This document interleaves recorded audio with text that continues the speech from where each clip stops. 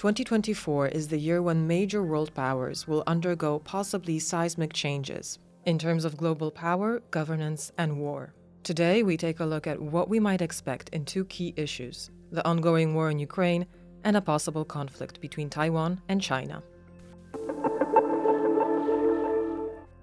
2024 will be a very challenging year for Ukraine, with many question marks on key issues and at least a few scenarios that might unfold in the coming months. This is clear from the very first day of this war that this is the US, which is the most important supporter of Ukraine in the Western community. So therefore, this is so important for the congressman to finally take the decision about delivering the 60 billion worth military package. If not, let's for a second think about this pessimistic scenario. If there will be no new American military package to Ukraine, the situation on the front line might be catastrophic. By far the biggest question concerns the level of arms support that Ukraine will receive from the West. The prospect of the $60 billion US support package are still unclear, and European efforts to ramp up military production are lagging. Those two packages are really crucial for Ukraine, to resist Russia and to at least to hold the front line. If the amount of munitions and military equipment will stay at the current level, more or less the Ukrainian forces will be able to hold the current front line. If the deliveries will be smaller, we might face decline in Ukrainian resistance for obvious reasons. So that not only depends on Ukrainian forces, on Ukrainian will to resist, but that very much depends on the perseverance of the West in supplying Ukraine with arms and military equipment. Ukraine's stance in this war also depends on the country's internal dynamics, and issues such as whether it will hold parliamentary and presidential elections due this calendar year, or the issue of mass mobilization. In this last issue, it seems not to be the question of if, but rather when and how fast it will have to happen.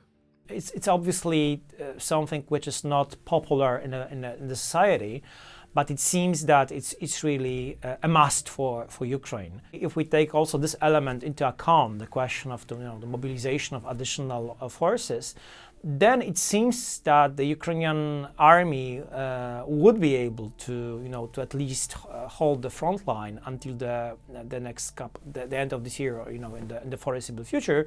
The new attempt of Ukrainian counteroffensive is under the question mark. We understand that at the moment this is rather impossible because there is not enough weapons, not enough equipment, military equipment. The majority of Ukrainians think that it's better not to organize both parliamentary and presidential elections in the war situation. Ukrainian law is quite clear in regards to the elections to the parliament, to the Verkhovna Rada, but it's not so clear in regards to the presidential elections. It's up to the President Zelensky to organize or to not to organize the presidential elections. And it seems that at this moment, President Zelensky is not ready, or there is no will from his side to organize in the normal regular term presidential elections, and in this sense he has an acceptance from the society. So it seems that at least not in 2024 there will not be an election in Ukraine. Russians, they basically understand what is the current situation of both Ukraine and Western community.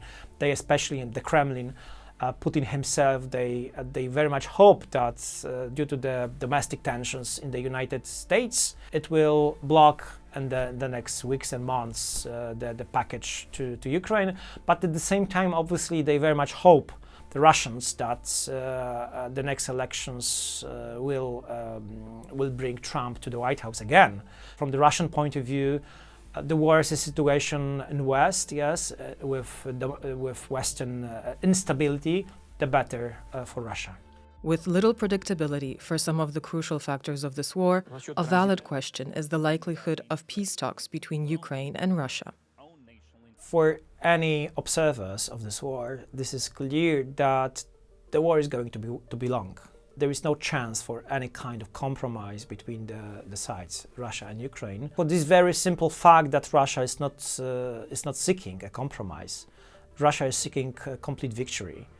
And Russia, the Kremlin, believes that this victory is possible again due to the internal problems in both Ukraine and in the Western countries. Russia feels that the West is weakening or is weakened in its will to help Ukraine, that the West has increasingly political problems with this strategy of support for Ukraine for years to come, that political forces might come to power in main countries in the West, in the US, in Germany, in France, that would like to stop the military and financial help to Ukraine and to find a solution together with Russia to end this war. And hence, Russia is not willing to enter in real peace negotiations. And therefore, this Western strategy, as devised by Berlin and Washington, is, in my opinion, not accurate to current situation. If we truly want to understand what the war in Ukraine is about, we need to look at the Russian draft documents on legal security guarantees from the United States and NATO, in which the US party was given detailed explanations regarding the logic of the Russian approach, as well as the relevant arguments. What Russia demanded from NATO were concessions that it holds as its goals still today. This war from the very first day is not a war about Ukraine, about land. I would say that Ukraine is just part of the very complicated landscape. Russia's aim is to destroy not only Ukraine as an independent country, but also to destroy the order which appeared in this part of the world after the collapse of the communism.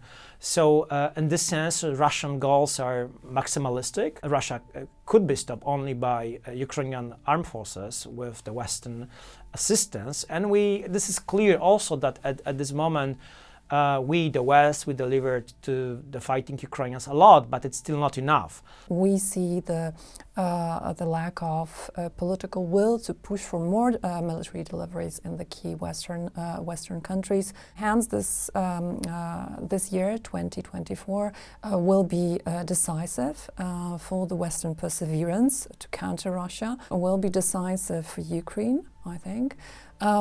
Whether Ukraine can defend itself and in the future prevail in this war against Russia. This is not a Russian-Ukrainian war. This is Russia war against the West. And in this sense, Russians perceive Ukraine as a proxy. 2024 is also a presidential election year in Russia. While the elections themselves are merely a mechanism to re-elect Vladimir Putin for his fifth term, there is an overall understanding that the situation in the country will not improve, despite Putin's reassurance that he is winning this war. I think that another wave of mobilization to the Russian army is a question of time. The first and the last mobilization in Russia was organized in September-October 2022, so it was a year and a half ago. Russia also needs new people to fight against Ukrainians. So obviously the Kremlin is trying to postpone this difficult decision for a later period, for this very simple fact that this is not popular in the society. And also obviously Putin is trying to make this poker face when he speaks about the consequence of Western sanctions to the Russian economy, basically about the consequences of war, trying to deliver this message that basically sanctions are not working, we will still survive, and it's also existential war to Russia, which is the last is not true. This might be existential war to the Kremlin regime, not to the Russian people. I think that he understands that the situation is not so good. Russia is in a very difficult situation because of the international de facto isolation, because of the harsh Western sanctions, and there is no chance that these sanctions may be lifted in the foreseeable future. The previous year also saw changes in NATO's structure and its role as a deterrent against Russia in this war. It's worth reminding that from the very beginning, NATO has not been an active side in the conflict, so as not to provide Russia with a convenient narrative, although Putin still uses it in his rhetoric. NATO continues to provide non-lethal equipment to Ukraine and has a role in the strategic dimension, bringing it closer to a membership path and strengthening military ties in a new format after the Vilnius summit in the form of the Ukraine-NATO Council. The next NATO summit will take place in July in Washington, D.C., and despite hopes, it's unlikely that Ukraine will receive an invitation to the alliance. In 2024, we can expect a further expansion of NATO's deterrence role in this war. NATO has done a lot after the start of the Russian invasion.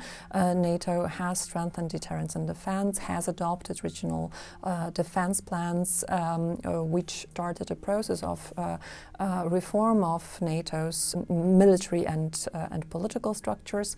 But this is, so to say, a process in which the NATO allies need to invest more in their militaries and need to fulfill all the decisions that have been made so far, especially with regard to the military realm and with regard to underpinning sufficient forces to the regional defense plans. This process is ongoing, and then we might ask ourselves whether all the allies understand that this process needs to be conducted as quickly as possible, and here there are differences.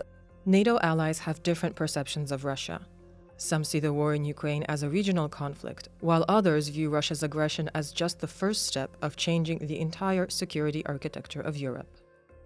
I think that there are countries like Poland, like Baltic states, like Sweden and Finland, which do believe that Russia, if not stopped in Ukraine, will move further and will try some aggressive moves against NATO in the region. But there are countries who think that deterrence and defense provided by NATO is enough. Biggest Western European countries like France and Germany, there is no understanding how serious the current situation is and how Russia, together with China and Iran and the Middle East, are trying to use this momentum of perceived weakness of the West, of changing political landscape globally to challenge the US supremacy in Europe, in the Indo-Pacific and in the Middle East. And I think what is needed, this is the change of the political mindset in the Western European countries for them to understand that we need to invest much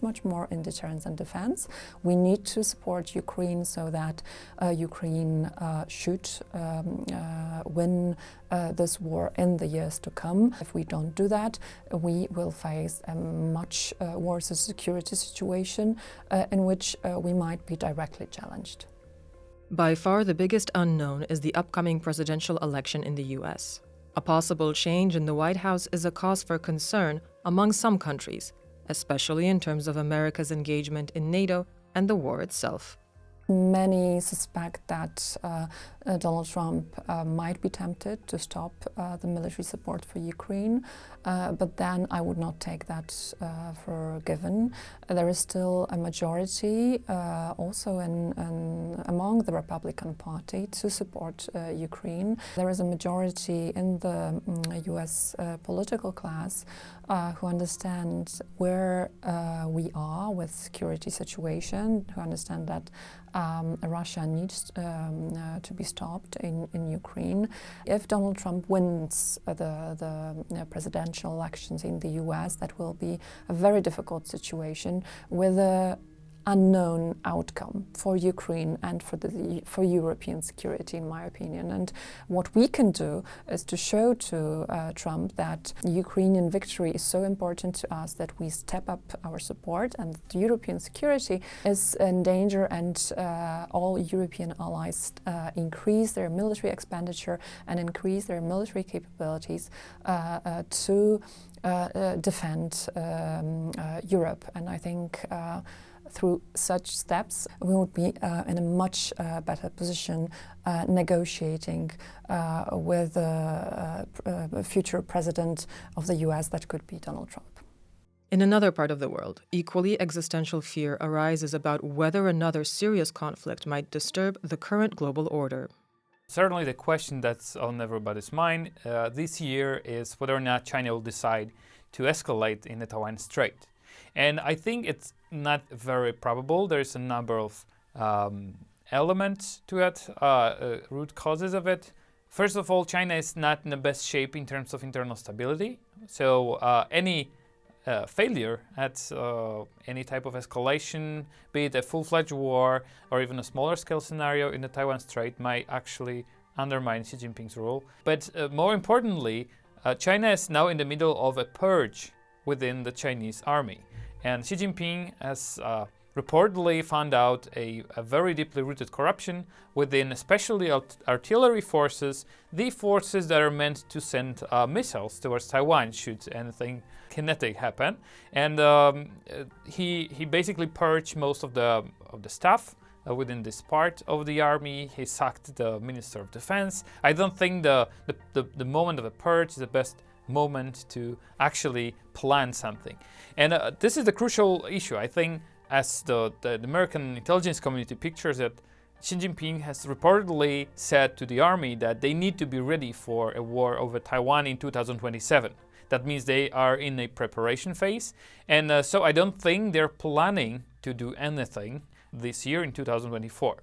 However, what might happen are the unforeseen scenarios, the black swans, and things that may actually encourage Xi Jinping to move much more swiftly and abruptly. Seize opportunities that arise. That's a phrase that Xi Jinping often uses when talking about international scene, of seizing opportunities. And one of those opportunities might actually be the US elections in November 2024. China is pretty certain that the US is essentially a flawed democracy, huge internal instability that may actually turn into internal conflict. And if Beijing perceives the situation in the US, especially the polarization between Trump and the rest of the political scene, as an opportunity to actually act and test the American resolve, they may actually try to undermine the status quo. However, I would say it's strongly linked with the internal stability in the US itself, and it's everyone's guess now what the actual result of the elections will be, but also how the process will look like and how stable the US will remain. Russia's isolation from the West brought it closer to China. So we have to ask, could it influence Putin when it comes to possible negotiations with Ukraine? The legitimacy of Putin's regime and the stability of Putin's regime is certainly in China's interest. After the Chinese Communist Party Congress in 2022, China and Chinese leaders have started openly to endorse Putin as the only leader that can lead Russia to a great future, how they say it. And so I think should anything happen inside Russia that may undermine its stability or the legitimacy of Putin, I think China will be ready to at least verbally endorse him and maybe provide him with some rewards and concessions that will show to the Russian elite and the Russian society that they are actually holding Putin's back. 2024 might prove challenging for China in the vital sphere of trade, but not in the way that many of us would expect.